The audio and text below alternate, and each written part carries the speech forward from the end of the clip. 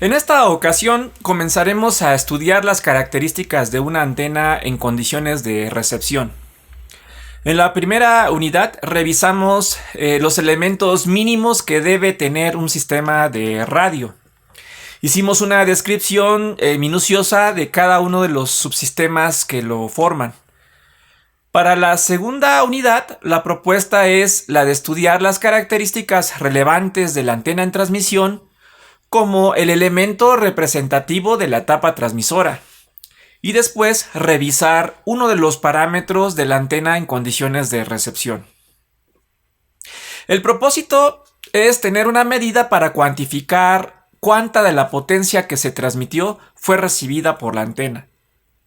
Después, lo único que vamos a hacer es una simple operación en el que vamos a dividir la potencia que se recibió entre la potencia que se transmitió.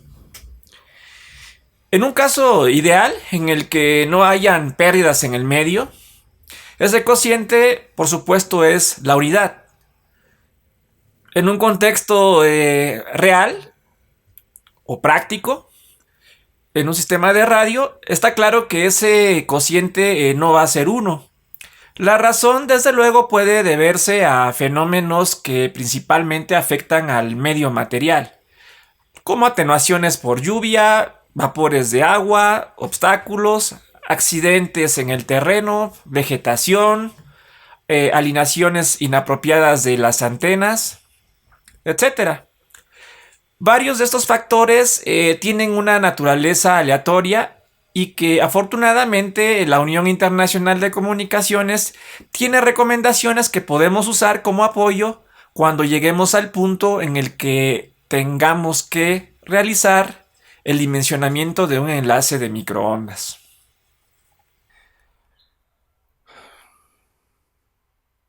Les mencioné que la secuencia lógica que seguiríamos para esta unidad es caracterizar a la antena en condiciones de transmisión y después en condiciones de recepción, para que pudiéramos ir estructurando una expresión matemática para poder cuantificar las pérdidas y ganancias en un enlace de radio.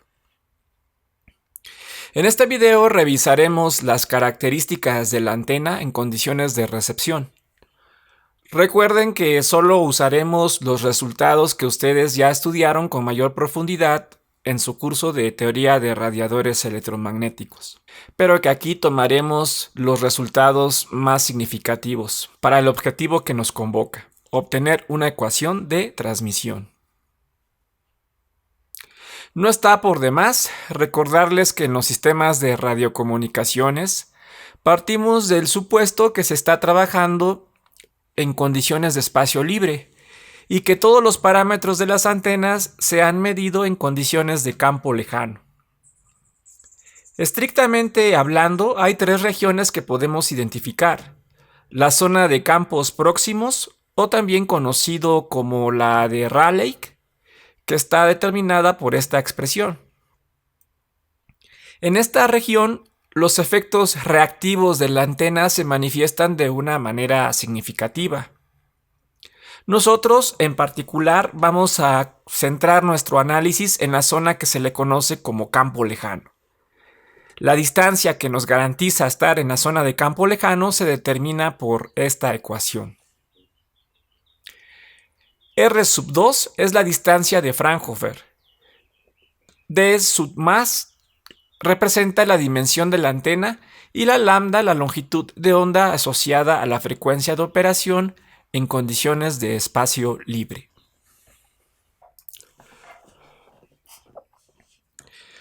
Si bien es cierto, los parámetros de las antenas son los mismos, independientemente de que se utilice en transmisión o en recepción, por el principio de reciprocidad de las antenas.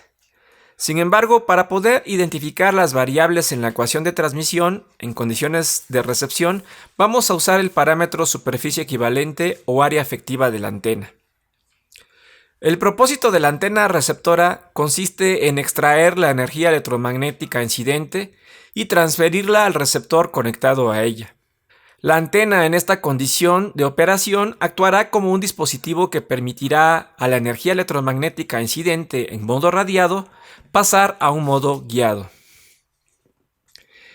Este esquema nos permite describir el manejo o la notación que estaremos usando para referirnos a la potencia transmitida y la potencia recibida.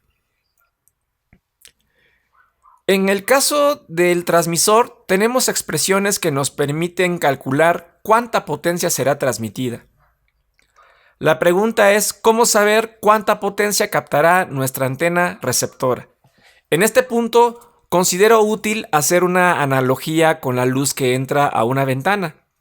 En el exterior de nuestra habitación podríamos medir la densidad de potencia en watts por metro cuadrado, y para saber la cantidad de luz que entra a nuestra habitación, podríamos multiplicar la densidad de potencia de la luz que entra del exterior por la superficie de la ventana.